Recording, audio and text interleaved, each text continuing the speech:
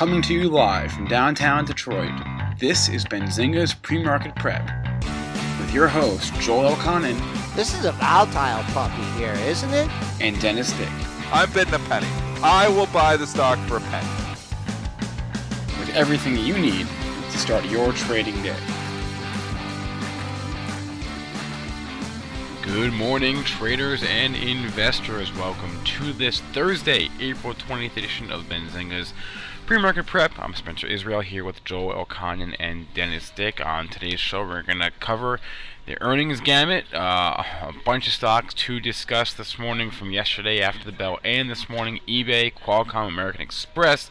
The Verizon's getting killed today. Those are just a few of the ones we'll discuss, and of course it is 420, so we have to have our resident marijuana stock expert on this show. That's Alan Brockstein. He'll be on the show at 8:15. He's the author of the 420 Investor on the MarketFi platform, also the founding partner of New Cannabis Ventures. So he's going to give us what stocks he's looking at in this sector and which he likes and which he doesn't like. And also we're going to be joined at 8:35 by Tim Anderson, Managing Director at TJM Investments. Joel, how's it going in the S&Ps this morning? Back up. A yo-yo market here, trading up 5 3/4 points at 2339.50. Bounced off the lows from Tuesday and Wednesday. 41.50, that's your high. Not up, not too much resistance if we get to 49 even, but maybe we got some more work to do in the 30s. Crude trading up 34 cents. Didn't catch the news late yesterday, but big sell-off in crude. Couldn't hold that $53 here. Now maybe working our ways back towards 50 even. In gold and silver, still actually going different ways this morning. You have gold in the red, just a tad, clinging to the 1280 level. Silver hanging out after nice runs. Let's see if they can make a push towards the next whole numbers, 18.5 and 19. Well, Dennis, how you doing this morning? We forgot to introduce yesterday, and you were whining about it. Hey, I get an introduction today. I like that. Starting the day with a nice introduction. I'm doing better. I don't have to lick my wounds after a big Oilers loss. That'll be tomorrow morning. How much are they down in the series now? Well, the series is 2-2, but they lost that last game 7-0. So I know I wasn't too pleased about that, obviously. So I actually was so upset I couldn't even go to bed because I was so mad. So sport.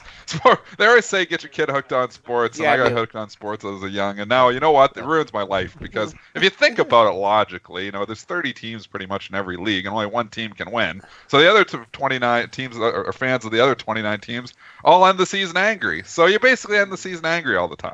Yes, I've been there many times. Sports ruined my life. Dennis, can we just talk about how lucky you are in this Morgan, or maybe how lucky I am on this Morgan Stanley bet here? Did you see where it closed at 42.04 and we were negotiating and you tried to get me down to 41.98 and 42? I mean, look at that. What a came close. I held, but you're right. It did give it back by the end of the day there. It got ridiculous when it got up to almost $43. I mean, off the hop. That thing was trading 42 the entire pre-market. It opens and then runs. And one thing to talk about here, and we don't mention this a lot in the show, but we have in the past, it's the liquidity in the opening 2 to 3 minutes is very low. And what does that mean? It means there's not a lot of orders out on the book yet. So if a few aggressive buyers come in, it can really drive the price high. And you have a lot of people, the high-frequency traders on a stock that just reported earnings, at 9:30 in the morning and be sitting back and saying, hey, we're not going to provide tight spreads here because we don't want their profit margins are so low, they don't want to come in here and, lose, 10, 20, 30 cents when they're making under a penny on average. So they back off the quotes. So you basically don't have a lot of orders on the book. So basically a couple aggressive buyers and boom, stock can go from 42 to 43 in a heartbeat.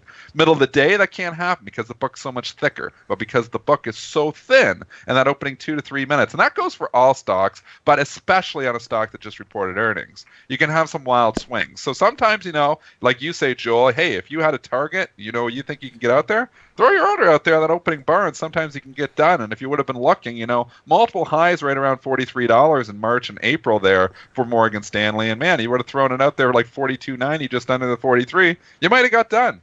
You would have gotten done. 42.94 was the high, and I think we had mentioned three highs, 299, 284, and 310. That was back earlier in the month. So putting an order out there to go short, that's one thing. But if you have a long, you take it in, that's your target. You would have blinked an eye, you would have went to 94 and then been in your favor the rest of the day. Dennis, a very frequent question that people ask, and hope you have an answer. General question on earnings. When companies report non-GAAP earnings, what accounting standards are they held to? I mean, this is an ongoing debate in the markets. Well, I mean, you talk about, the Chinese companies here, and we've talked, and this has been discussed, a million times, even on CNBC. It's like, okay, the accounting standards are different in other countries, so you got to be very careful, with, looking at, numbers, especially from Chinese companies, because their standards are much lower than ours.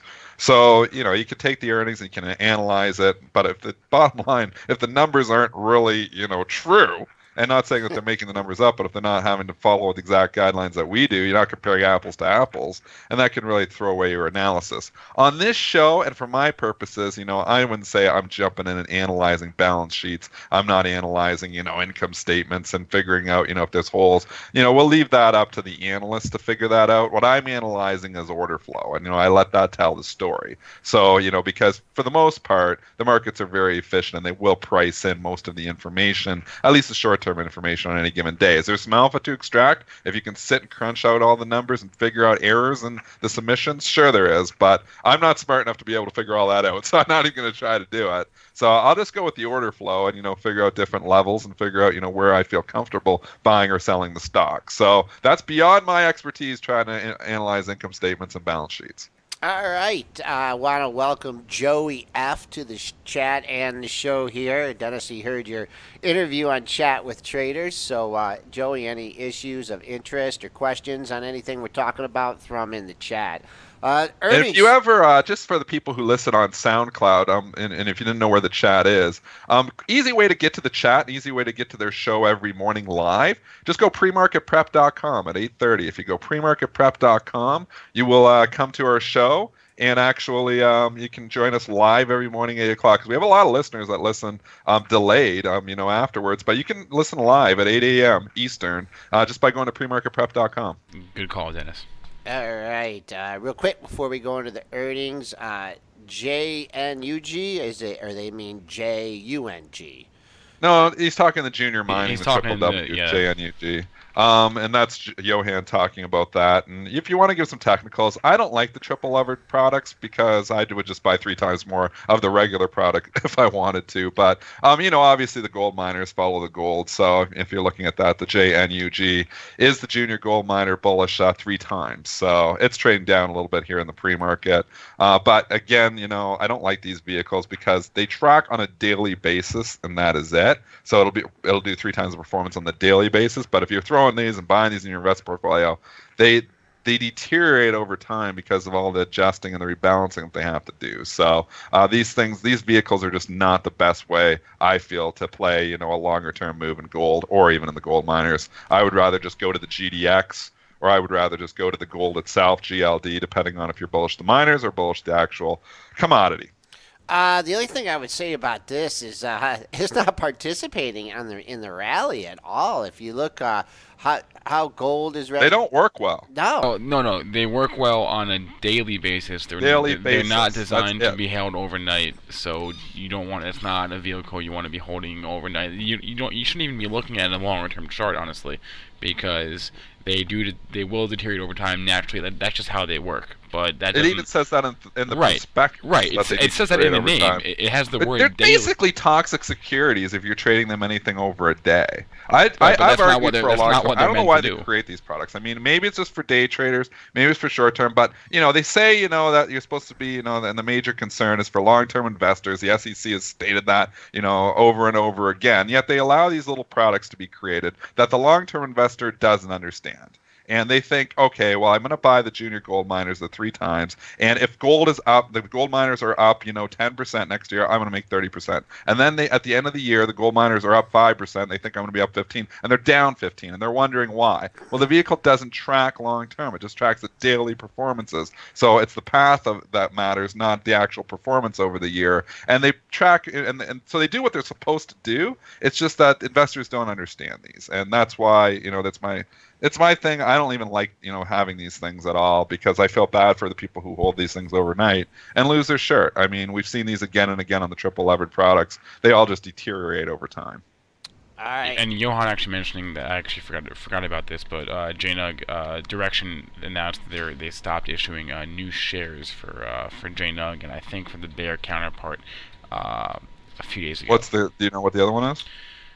Top of my head, I can look. There's so many of these things now to even keep track of. They keep creating these toxic products, and they are toxic. Anything over 1 day, these things are toxic. So I'm going to call these things toxic securities over 1 day. And if you could take anything from this show, don't stick the triple levered products in your investment portfolio. That's one tip. If you've listened to us for years, that's the best tip I can give you. Is you sticking these triple levered things in your investment portfolio and forgetting about them, you are going to lose money long term. It's JDSTs, JDust with and Johan.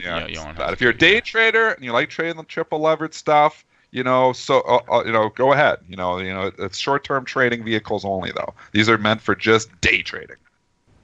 Fuzzy saying UBXY is very toxic. Yeah, they're all toxic.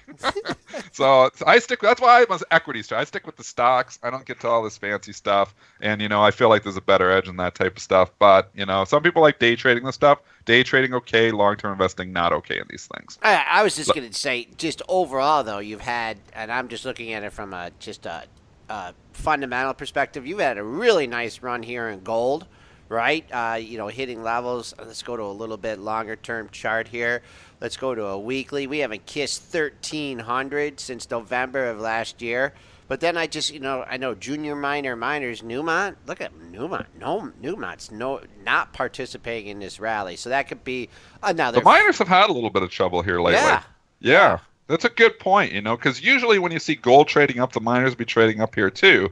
But, we are seeing, a little bit of breakdown. And there is an influence. So there is an influence of stocks, the overall market on, because, Barrick, Newmont, they are stocks. So they will track gold, and gold is their main influence. But there's an influence too. If the stocks start crashing, or the markets, overall stocks are selling off, sometimes it will drag the actual miners down with them, despite gold being up. So you can see that happen. It's but 90% of the time, if gold's trading up, the miners are going to be trading up too. All right, let's get into some earnings, Dennis. We got 2 minutes here. So, okay, let's jump to the big one from this morning. Then we're going to get Alan Brockstein on because it's 4:20. We'll talk some pot stocks here. But let's talk Verizon earnings here. VZ is trading down here in the pre-market. Notice I said Z for all the American listeners. And Z, it's called Z in Canada. But VZ, 1.82% trading down in the pre-market. Spencer, what are the numbers? Q1 adjusted EPS of 95 cents. That's the estimate was 96 cents. They missed it by a penny. Q1 sales 29.8 billion versus 30.5, so they missed that number also. However, fiscal year 17 sales are seen to be fairly consistent with last year's levels, if that means anything to you. Joel, talk to pre-market action here. I saw this thing tick down to 47.55. Is that the low? Let me see. Pre-market low is 47.55. You got a little bit of a bounce off that back in the 48 handle. Big move for Verizon. I'll just make the comment, how much stock does it take to move that during a regular session? Quite a bit, but it is trading quite a bit of volume. So keeping an eye on that pre-market low. Haven't been under $48. Since we put a double bottom in at 47.80, 47.89. So I'd use that whole area down to the pre-market low as a buy area. The only thing I'd just point out, and I don't know if we mentioned this on the show yesterday, that 49.50 level, if in fact it gets back up to there. There was deal talk or whatever. You had that high right at 49.55 yesterday. So back at 47.55, we'll see if that pre-market low holds. I think it will, Dennis. I think it will too, and the main reason here is 4.81% dividend. Value investors lick their chops when Verizon falls a buck because people aren't that concerned with short-term fundamentals. They know the dividend's safe, and when this thing gets up to a 5% yield, and it would probably do that in the lower, it would probably be 46 or 45 bucks to get up that high, but there's just a lot of underneath demand here because people, on a 5% dividend and on a solid stock in this environment, it's hard to find. But if you go out longer term here, just quickly here, you can see, if you go to the monthlies, I'm going 2013, 2014, 2015, 2016, you can see multiple lows in the 45 area. So lots of between 45 and 47 down there. Long-term investor, as a long-term investor, I think I might get interested if this thing got down a little bit lower. So I start to get interested when they get to 5% yield. And speaking of 5% yield, AT&T is approaching it as well. It's 4.89%. It is trading down 17 cents in sympathy in the pre-market. Again, these stocks were very loved earlier in the year or towards the end of 2017. They've come off here a little bit there. AT&T is actually still quite a bit above its lows from 2016, where Verizon's been a little bit weaker. All right, Spencer, what do we got here? We got Alan Broxstein going to be on in just a second. He's the author of The 420 Investor and the founding partner of New Cannabis Ventures. He has his fingers on the pulse of what's happening in the marijuana stock space, and we'll be right back with Mr. Broxstein.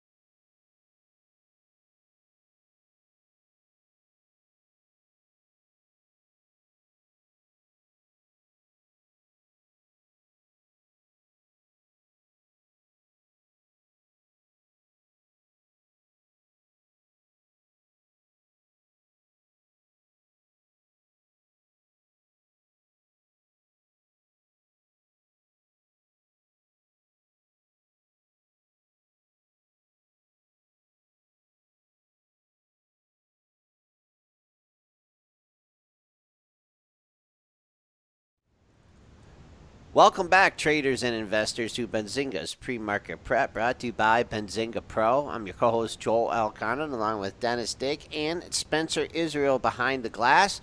On this day, April 20th, we have Alan Broxstein on the line. He's the author of the 420 Investor Letter and founding partner of New Cannabis Ventures. How you doing on April 20th, Alan? Well, this is a wake and bake morning, so I'm gonna have a lot of fun. No, that's a joke.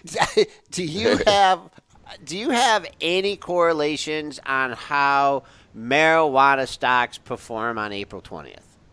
It's different every year, and a lot of people seem to think that there's some sort of influence. I don't really agree. Last year, it was really a good. I don't know about the day of April 20th, but there was a rally around that time of the year, but I haven't really noticed it in other years. All right, and tell us, a founding partner of New Cannabis Ventures. Tell us about your new gig. Yeah, well, we're about 19 months old now, so it's starting to feel like it's not so new anymore. Correct. But your listeners who have been following me for a while know I've been following the industry since early 2013, and I launched 420 Investor late that year. And so that's a behind the paywall subscription-based service, and it's really focused only on publicly traded stocks. But as I was getting to know the cannabis industry a lot better, and realizing that most of the real companies are really not public; they're private. I wanted to create something that would cover that topic more. So we don't exclude the public companies, but we focus really on only high-quality public companies. Okay. On Cannabis Ventures in terms of our content, and then we talk a lot about just the overall industry. So it's been pretty exciting. We have had 500,000 visitors in the last 6 months, unique visitors, something like that, and we're doing about 11 or 12,000 page views a day. Wow, that's excellent. Getting right into the politics of things, out of the chat, how do marijuana stocks perform when the Trump administration says it's a gateway drug? So just top comment Yep. on the politics behind the marijuana industry. This is a big overhang. I had my midweek chat last night, and we do that every Wednesday night, and brought this up again. So, obviously it was a surprise when Trump got elected. So we had to, we as investors in the community had to think very quickly what it meant. And I kind of warned people at that time that this could be a problem. And I was initially pretty negative. And if you just back up a little bit, there was only one candidate, maybe Rand Paul, but really one candidate, Bernie Sanders, who was really pro-cannabis. Hillary Clinton kind of, sort of, Donald Trump, there's some stuff going back to late 2015. That was the most recent information about his views, and clearly he seemed at the time to be pro-medical and didn't really care much about adult use.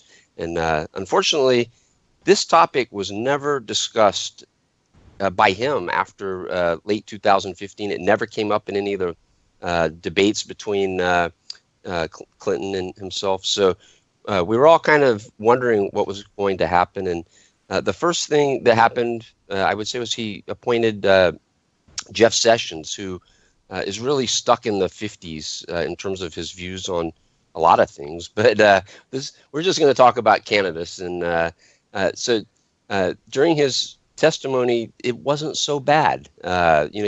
He said, I don't like it, but yada, yada, yada. And nothing really came out of his testimony for his confirmation hearings. And then Sean Spicer, I think it was Thursday, February 23rd, kind of dropped a bombshell in typical Sean Spicer fashion. And I think he was shooting from the hip, and it wasn't really planned. But he started to make this big distinction between medical cannabis and recreational, and how the administration viewed them very differently.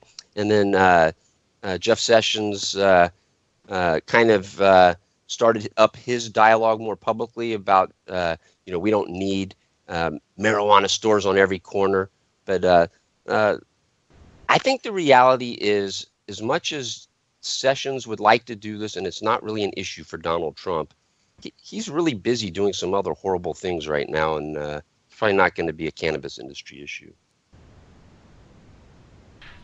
Let's just jump over into the Canadian stocks here. And you said there's lots happening in Canada. And obviously there's, what is there, about 28 companies or something in Canada that are now legally allowed to sell pot? So there's actually 43 that are allowed to produce, 43 licenses. Some of the companies hold licenses. And for those that haven't been following, this has been an amazing story.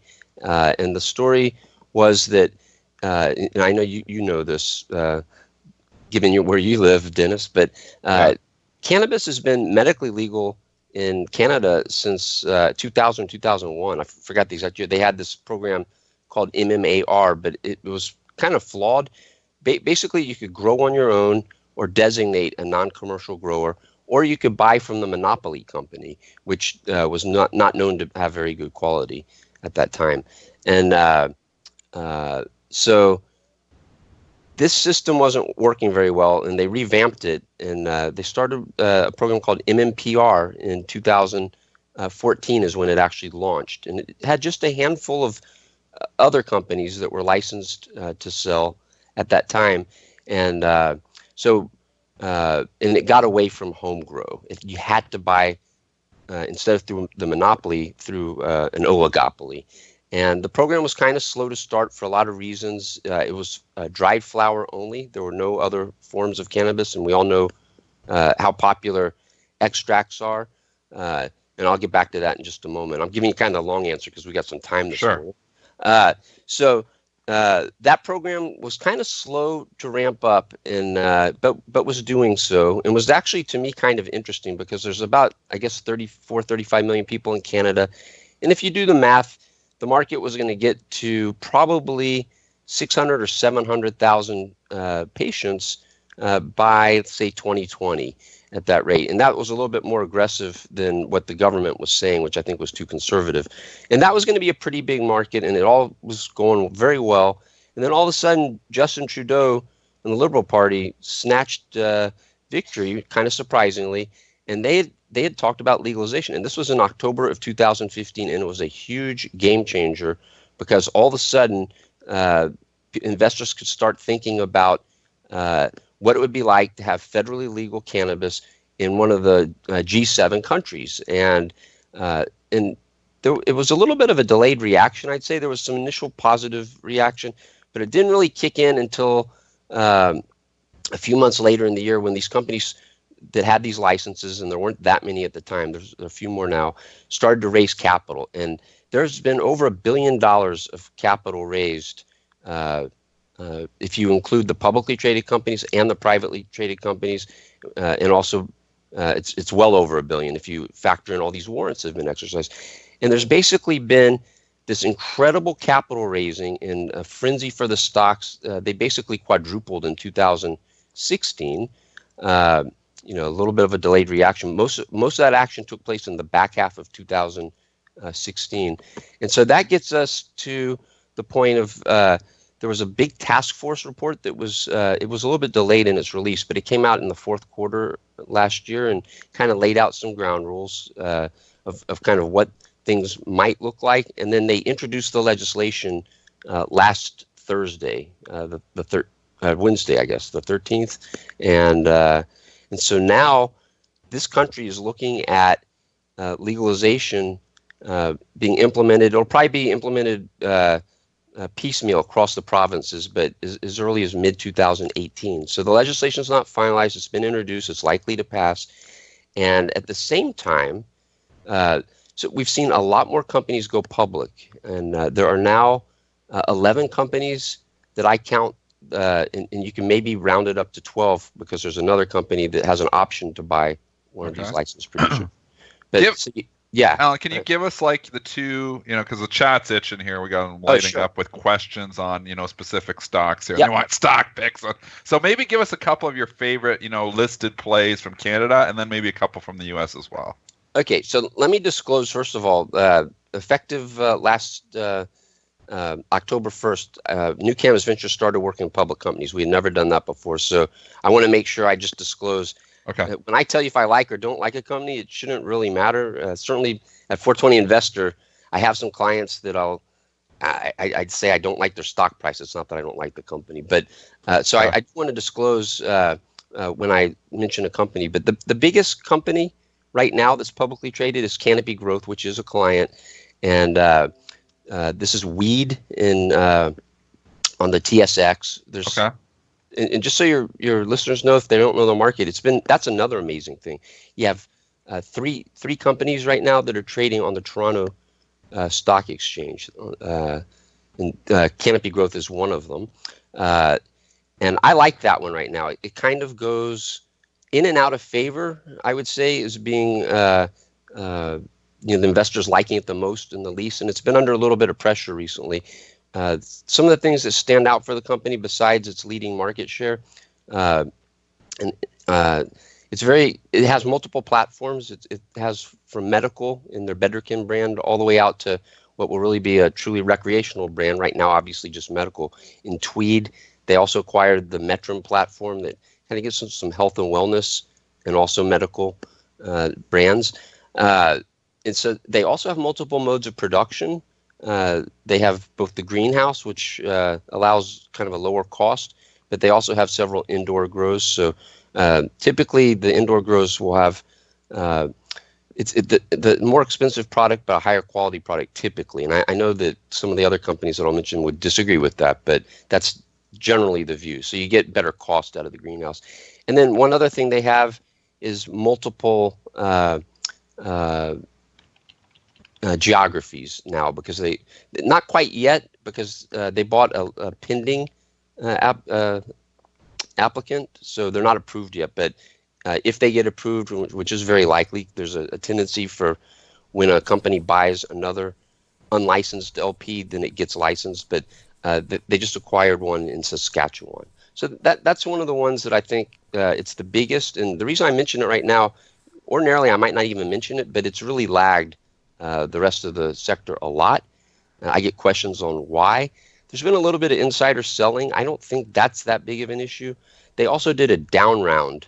These companies have been raising capital like crazy, as I mentioned earlier, and they had a single investor do a private placement. I think it was 24 million off the top of my head, so actually one of the smaller deals. But it was done at a price below their prior round, which I believe was 1060 or 1065, something like that. 1035, I forgot what the number was. But and in that they set up some sort of borrowing agreement, so it was kind of weird. It was almost like it was free trading stock, basically. So those are two things. I don't even know if that's it. I think there's a third issue that's there's some concern that these new rules for legal sales in Canada will require very strict packaging rules, packaging limits, so that you can't really do a lot of branding. I don't think that that's the way it's going to play out. There's Alan, let's get to some U.S. tickers here. Yep. First of all, we had a question. Why is he not considered ZYNE a marijuana stock? Can you any Yep. comments on ZYNE? Sure. And let's do it. Let's go rapid fire because we're getting some here in the Okay. chat. Yeah, we can. wanna So get to. Zynerba, no, so they're doing synthetic CBD. So today's 420. 420 is about being friendly to marijuana. Synthetics are not friendly. The synthetics, and they may or may not win out, but if they win out, that would give people the right to say, we don't need marijuana. We can just create what's good in marijuana. Okay. All right. Got that. But, so I don't really follow. I follow the stock. I don't really maintain an opinion on it. I guess that's the right way to say it. All right. And then go to the old favorite, GWPH. Been quiet as of late. Looks like it's building some nice support here at the 114, 115 area. It's just gearing up. Been real quiet lately. Yeah, for no, GWPH. it's been weaker.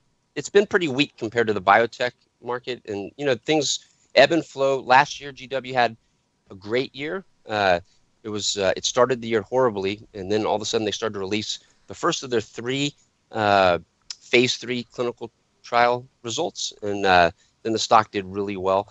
I think what's been going on is that they need to file this new drug application for Epidiolex, which treats epilepsy, obviously before it can be approved, and this keeps getting pushed out, and it's just very little. I mean, it used to be they were expecting to do it in 2016.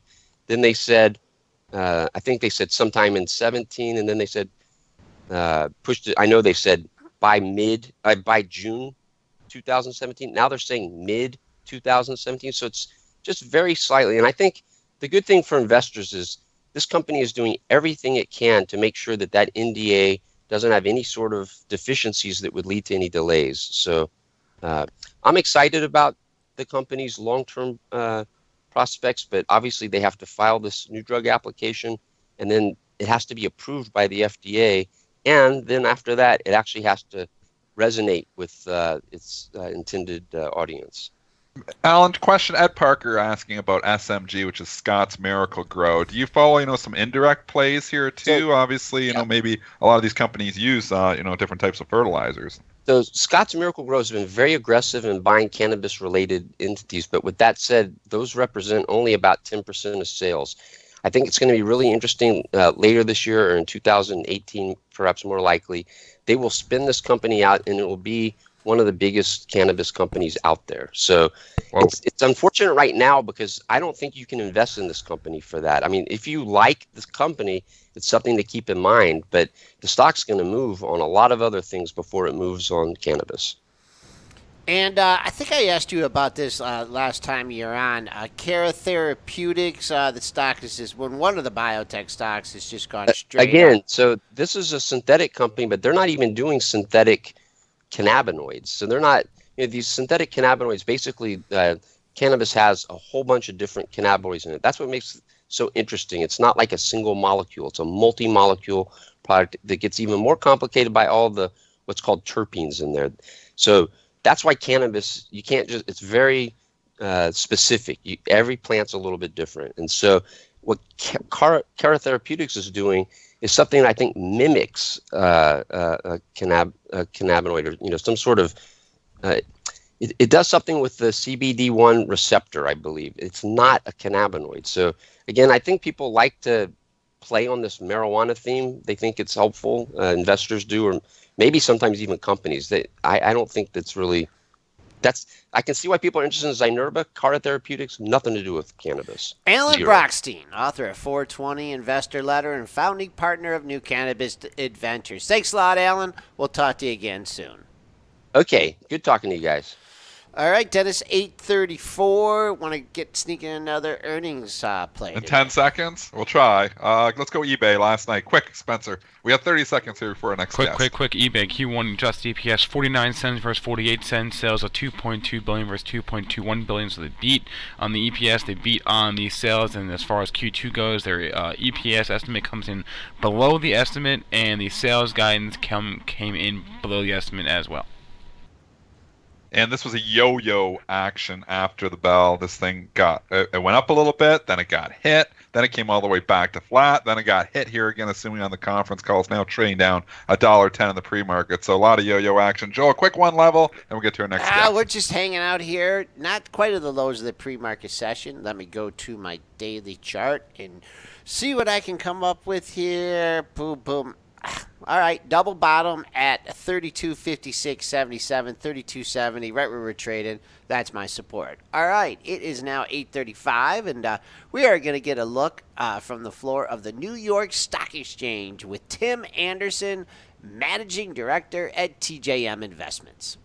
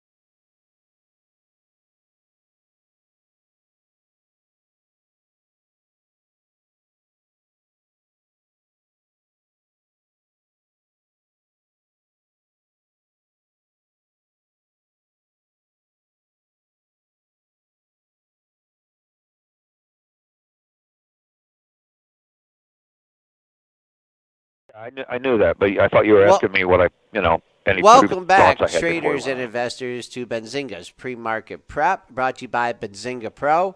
We're on the line with Tim Anderson, Managing Director at TJM Investments, talking to us from the floor of the New York Stock Exchange. Tim, how you doing today? I'm doing good, guys. Great to talk to you. Yeah, glad to have you on again. Consolidating market here in earnings season. Just wanted to get your take here. Just a week or two into Q1 earnings report. Well, clearly, the last couple of days, you've had two big earnings disappointments. Initially Goldman Sachs and then IBM, and that's had the Dow underperform a little bit. The Dow closed probably at its lowest level since early February. The S&P and the Nasdaq have been acting pretty good. The Nasdaq, even though has had about after it made its all-time high in 3 weeks ago, had about a 2% correction. It's now back pretty close to those highs again. And the S&P is struggling with how much of an impact oil might have if oil continues to slip, which was part of the big story yesterday.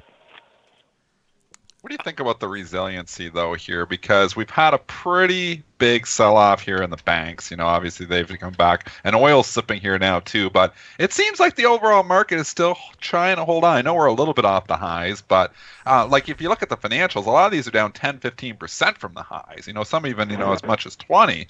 And right, oil's starting to slip now. They obviously had major moves after the election, right. And I tend to agree with you, Dennis. I think the market acts great. I think it's probably setting up for another sharp move higher. I think that I saw someone post something late yesterday that the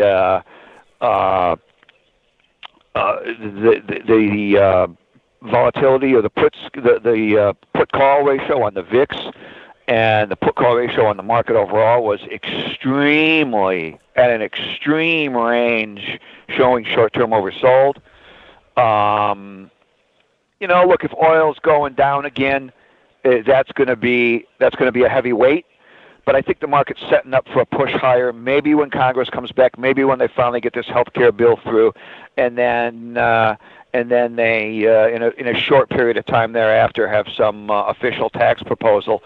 Clearly, that's something that the market has gotten a little bit more anxiety about in the last 2 or 3 weeks. Tim, what sectors do you think could lead the way here if the markets do start to go back to their highs?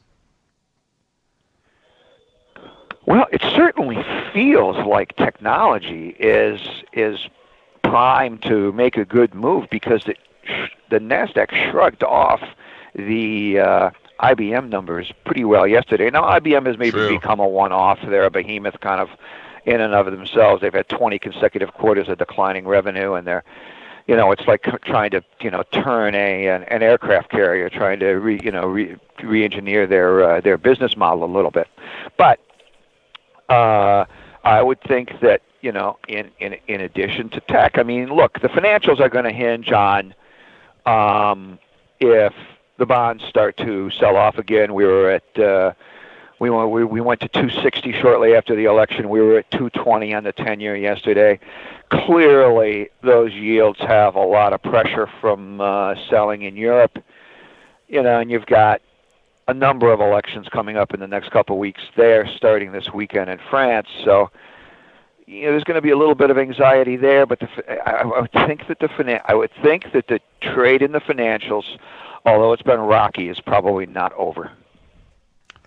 And I tend to agree with you on the technology call here because if you look at the triple Qs, the high of the move here, we've got up to 133.48. We're right here, 132.03. I mean, we're within striking distance of, the highs for the year on the Qs. Obviously a lot of other sectors significantly off. So, the technology's held up well. I mean, the other sector I'd watch pretty closely is the transports. And it's a volatile space. There's no doubt about it. But that 9,000 level seems to be an inflection point for the transportation index. We didn't, we held the lows yesterday that we had hit in the middle earlier in the month, and you could have. That sector's been a little bit of a leader. You could have a little bit of a move there. You could have a move back up to the mid-range of 9,000 and the all-time highs in a pretty short period of time. What about the earnings season? So, we're getting into the heart of it here. We've heard from a lot of the financials. We've got a lot of other big companies on deck here. So far, what do you think of the earnings? I think that so far it's been pretty good. I think we're going to have up earnings this quarter. There's no doubt about it. Clearly, the guidance is probably going to be a little bit more important because this is Q1 earnings, and aside from a pretty good pop in consumer confidence, I don't think anybody's bottom line numbers really reflect any policy initiatives from the Trump administration yet. And a lot of that will be, down the road in the third and fourth quarter and next year. But you would certainly want to hear comments from the companies on, investment plans that they have and any plant and equipment additions that they're looking at making to their operations. Let's talk. I think, and of course, you're probably not going to have too many comments from them about the dollar. The dollar actually has been pretty neutral. I only mention it because it's been in the news quite a bit the last couple of days. Trump mentioned it obviously last week. The big move clearly earlier in the week was the British pound, and I think the traders there have just gotten totally twisted in that trade on both the long side a couple of months ago and the short side the last couple of weeks. Talking about Trump trade, Trump stocks here. U.S. Steel's come off hard here off the $41 high after the double. What's your take on that? Seeing any institutional order flow in U.S. Steel? I haven't personally seen any flow in it, but and clearly it's become a pretty volatile name. It is holding its 200-day moving average pretty well. That's at about 2780. So we're maybe, we're right there. It was up most of the day yesterday until the sell-off late in the day. I just have to think, from a technical perspective, if you're going to have I would certainly lean toward playing that to the long side, maybe with a stop below its 200-day moving average. Tim, a couple other stocks here just that reported quickly this morning here, and you've got Sure. Verizon earnings just got reported. The stock got hit initially. AT&T trading down a little bit in sympathy here as well. What are your thoughts here? Just from as being a floor trader here, you get a big stock like Verizon, and we were arguing, when you get these stocks with these almost 5% yields, that they never seem to get hit nearly as hard. There's always underneath the man, there's institutional managers that probably will jump in when these things pull back just because they're licking their chops for that dividend yield. What are your thoughts here when you see Verizon, you come in and it's trading down $1? Well, the yield is probably going to support it. I mean, it's a stock that if you're running, conservative money, and for any of those operations out there that have actuarial requirements where they have to meet a certain return to pay out every quarter or every 6 months or every year, this has got to be, front and center for them all the time, as long as you're convinced that there's no issue with the dividend. And there certainly hasn't been any indications that there might be an issue with the dividend. The only question you would have really long term would be, you've seen competition come into the space of so many business models in the last few years. Verizon and AT&T are the high-cost producers in the cell phone, smartphone, tablet space. We all have multiple products. That's become a staple, not a consumer discretionary item. Right. You just wonder at some point in time, is one of these secondary providers really going to give them significant pressure on their pricing? Do they have any pricing pressure left in their business model, or is it all to the downside? I think they're probably hungry for growth, these companies there too. You see the Straight Path Communications where AT&T paid a huge premium for that, and then it was rumored that Verizon might actually trump their bid. But then you get the Verizon, the Verizon. And we didn't even talk about Yahoo. So yeah. I mean, I don't know if they know for sure what the game plan is there. Okay. Dennis, you have one more stock? Yeah, well, I was just going to actually just ask if you heard the comments about Verizon. That's why we were talking about it with Disney and Comcast there.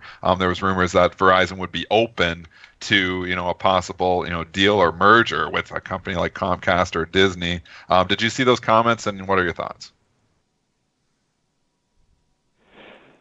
What are your thoughts about a big merger in telecom? I didn't see the comments, but you just wonder if would a mega transaction in that space go through? Given that, Trump said even I think after the election that he thought that the Time Warner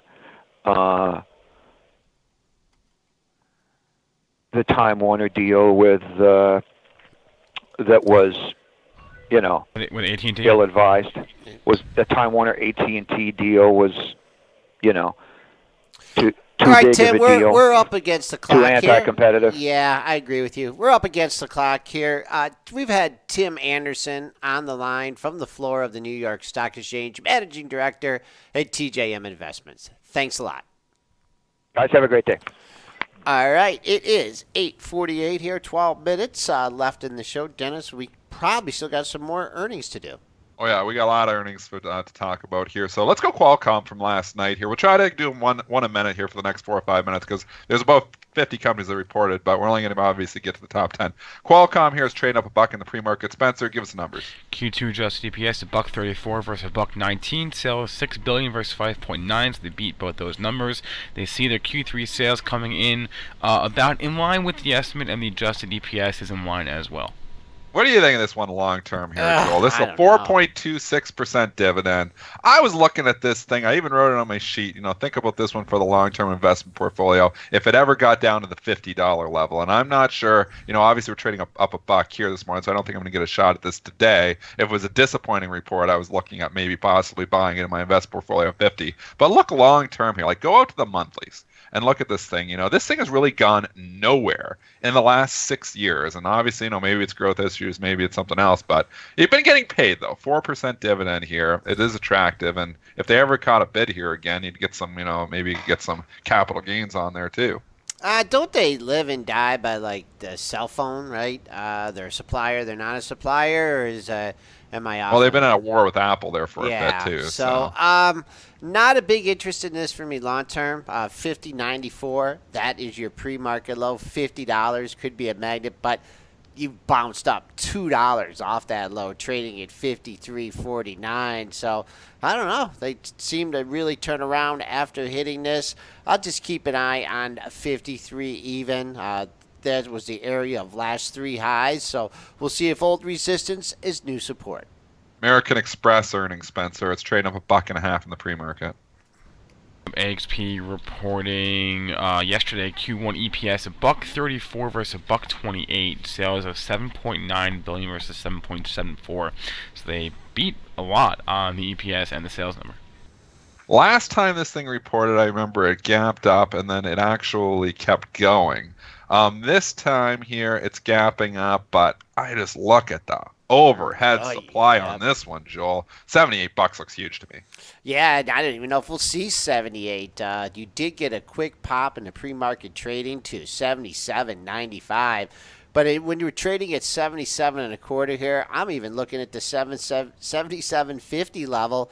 Two highs right there at 757 and 77.48. Above that, triple top, just above 38 at the 78.15 area. Philip Morris this morning, PM, trading down 3 points in the pre-market, almost $4 here now. So getting hit. Philip Morris. Oh, wait, did they report yet? I'm sorry, they did. Yeah, well, it's down $4. They did.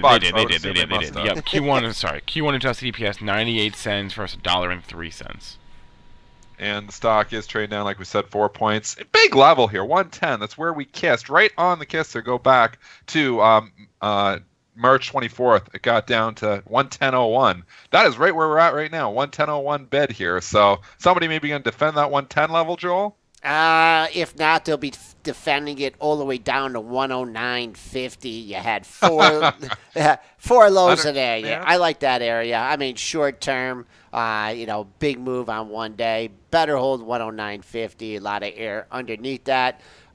Coming back on the upside, really the highest it's traded since the report's been out has been odd lot at 113, but like a little bit of resistance at 112. CSX getting a nice pop on their earnings here, right up to this $50. Man, these things go to these big levels here. Spencer, CSX numbers, and then we're just talk that $50 level. Q1 adjusted EPS for CSX 51 cents versus 43 cents. Q1 sales $2.869 billion versus 2.76. So they beat those numbers handily. It's funny. You could just use the whole number strategies here, though, Joel, and they seem to work. And you know why? Like we've said, especially on the bigger companies that have the options listed on them, because you get open interest at some of these prices. I don't know if there is, but I'm just assuming, you got the 50. That's a big number. There's probably some open interest, at least on some of these monthly contracts here. And you look at it, it's right here kissing up against 50 again. And if you got the 50 calls, it's where you're in the money. So sometimes people will defend those levels. Sometimes, when I had the calls that actually sell the stock short against the level that I'm at, and then I got a free look at the downside. So, there's different ways to play options there, but the big whole numbers always seem to come into play. Here we are, we're just talking 110, on the PM, and now we're talking $50 even on the CSX. It's a big number. Yeah, did just get over it just a tad. Pre-market high 50.20, all-time high in CSX 50.31. So there you have your levels. Big jump overnight. Wouldn't be surprised to see this thing really struggle in the 50 handle. Also, they're raising their dividend from 18 cents to 20 cents, and they also announced $1 billion buyback plan. $50 is huge for me. Ace been talking about this all morning in the chat. IMNP, we better give it some attention. Immune Pharmaceuticals here. I guess Ace had a pretty good call on it. It's up 65% here in the pre-market. Some of these little companies starting to bounce here. This thing was a $30 stock back in just a year and a half ago here. Now, obviously, $2 stock's going up to $4. I'm not sure what the individual news, if you have it there, Spencer. Obviously, we don't follow these smaller companies as well. Do you have the individual news on IMNP? They signed a letter of intent with Pint Pharma to license and commercialize Cepline, which is one of their drugs, in Latin America. And stock is trading up 65% here this morning. One of your big winners here. So if you like trading the little short or little small stocks there, keep an eye on this one. Yeah, I think the all-time high of 2,448 is safe today. What is the all-time high? This must add some reverse splits. 24. I love these ones. 48. Interesting level, right where we came to. We'll see what happens. Pre-market high, 431. You had a high up in this area of 424. That was back in February. So that's a big area. You clear that, 435, 450. You can keep on going. But right now, I'm looking at resistance at the February 17th high. Ratings land. We got a couple big ones to talk about here. Starbucks getting upgraded at Stifel. Full disclosure, I do have a position on Starbucks. The Gap GPS upgraded at JP Morgan. And Mobileye, let's talk this one. MBLY downgraded at Baird here. The stock is just kind of trading flat here. Oh, this is already taken over. One at a time on Mobileye. Yep. It's not even important. So let's not talk Mobileye. Let's go to the Gap GPS. Okay, all right, let's take a look at, they're hanging out at $25. See the pre-market action and $24.72 at $24.66. So not getting a huge move here. Let's go to the dailies. It's just been consolidation station here. On the upside, a couple highs just under $25. So we'll keep an eye on that whole number. And on the downside, we will be keeping an eye on the triple bottom at the 2370 level. Looks like it will test that resistance today, Dennis. Recent high, 2491. Okay, so a little M&A action for you, and then a little M&A action falling apart. We got Virtu Financial, which we knew, this had already been rumored, obviously, that they were going to make a bid for KCG. That has become official, it looks like here this morning. It looks like Virtu Financial to buy KCG Holdings for $20 a share. KCG trading up at $19.70 here right now, up 11%. So originally they said somewhere between $18.50 and $20, so they're getting the high end of that. Virtu Financial, interesting that they're getting such a lift here because we already kind of knew that they were buying this. So I don't know if I'd be, I'd be chasing the Virtu one up here because this was already known. I don't get that why they're jacking another 7% here. I guess because it's official here now, but they're paying more premium than they even said they were going to because the range was $18.50 to $20. Now they're paying $20, so they're paying at the high end. I'm not sure why this thing's trading up $1. Yeah, 31 looks like some major resistance. We'll see what we did in the pre-market trade. Haven't even come near that. Talking VIRT. Yeah. Oh, what VIRT? Oh, I'm different. Yeah. I got the wrong symbol. That's the first time that's ever happened. This VIRT at $16. Let's look at the daily chart. Man, 3 highs right there at 16. All right, we got a few minutes left yesterday in the show, Dennis, and you called me up yesterday, and you were talking about this Bloomberg article. We had Eric Hunsater on the other day, and we were trying to get to the bottom of it, and I can offer some more clarity on this. Okay, go ahead. If you'd like. You're talking about the data fee issue and how Eric came on there, obviously, and he was the one first talking about this, how, your data fees from your exchanges might go up from, we're talking, $40 or $50 a month to $9,000 a month, which is a crazy increase here. So enlighten us, Spencer, what have you learned? Okay, I had a good conversation yesterday with Christopher Nagy. He's been on the show before. He's the founder and CEO of the Core Group. So here's basically what is happening here. This is not something that's coming from the SEC. It's coming from the Consolidated Tape Association, the CTA. They are the group that oversees the dissemination of real-time quotes from the exchanges, and they're made up of people from. It's a consortium of the exchanges, and they basically released a filing saying they're going to start charging $9,000 every single time a real-time quote provider, i.e. Bloomberg or Reuters, uses what they call non-display data. Non-display data is any data that's taken by Bloomberg or Reuters, but that's not made available for public use. So it's data that's used in models or for like programming or anything that's not available to the public. So obviously this is a lot of data.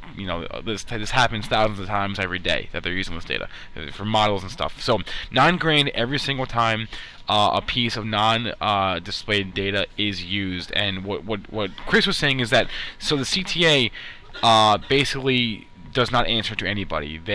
It's run by the exchanges, which are of course for profit, and they don't have to consult with any regulatory body at all, or have any outside voting or any outside influence at all, before or give any transparency into how they got this $9,000 number. There's no other outside entity involved with the decision making. So basically, they can just say, which they did. They said, "Hey, we're going to charge a fee. We're going to charge you $9,000 every time you use a piece of data, and we're going to say this is effective immediately," which is exactly what happened. So then Bloomberg sent a letter.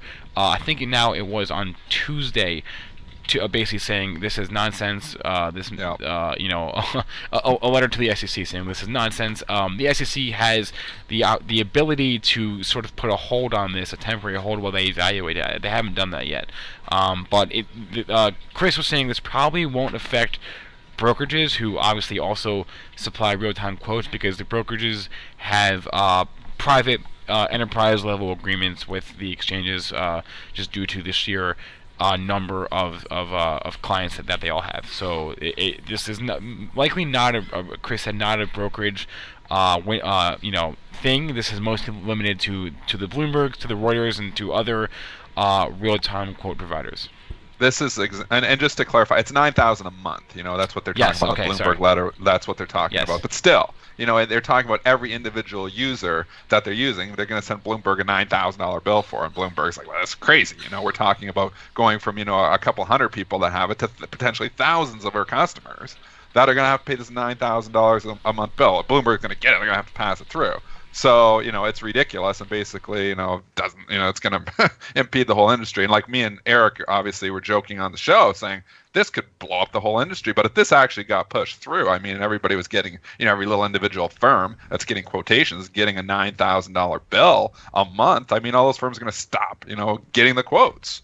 It's asinine, is what I think. So, I agree with the Bloomberg letter. SIFMA also filed a letter as well.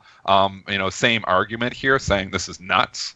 So, here's something. It was supposed to be a clarification document, and SIFMA is basically saying, and Bloomberg saying, not a clarification document. It's a fee jack, and it's an extreme fee jack of over 2,000%. So, here you are, you got monopolistic data from the exchanges, and you're going to jack up the price that much. Doesn't seem fair to me either. So hopefully the SEC blocks this from going through. So I'll be talking with someone from SIFMA later today. I'll have an article up about this at some point in the afternoon, Cool. Trying to explain because this is complicated stuff, and very. Lawyers we are not, right? So this is tricky. It's dense, but I'm going to have an article that I hope will explain what's happening here and how it all makes sense and how it all impacts you. And we'll of course include our comments we had from Eric a few days ago. So that's our show for the day. Hope you enjoyed that right there, and our chats with Tim Anderson and Alan Brockstein. Tune in tomorrow for our final show of the week. We're going to be joined by Anne-Marie Band. She's an author and financial analyst. Please remember that all the information, material, and content from our show is for informational purposes only and not meant to be investment advice. If you missed the show and you want to catch it again, you can listen to it on YouTube, on iTunes, on SoundCloud, or Stitcher, just by searching PreMarket or Benzinga on any of those platforms. That's it for us today. Have a good rest of your day. We'll be with you guys tomorrow. Whether you're a short-term swing trader or a long-term investor, you need to check out Thinkorswim, brought to you by TD Ameritrade. There's a reason why Thinkorswim has been named the #1 trading platform, because it has it all. With Thinkorswim, you can trade stocks, options, futures, forex, and virtually every other type of order. Get notifications on mobile devices and interact with other traders in chat rooms. You can also use technical indicators and see the latest investing and trading education in Think Money magazine. If you want to keep up with the markets, you need Thinkorswim. To experience everything Thinkorswim has to offer, open a TD Ameritrade account today. Thinkorswim, the online trading platform for traders and investors. TD Ameritrade, member SIPC. All investing involves risks.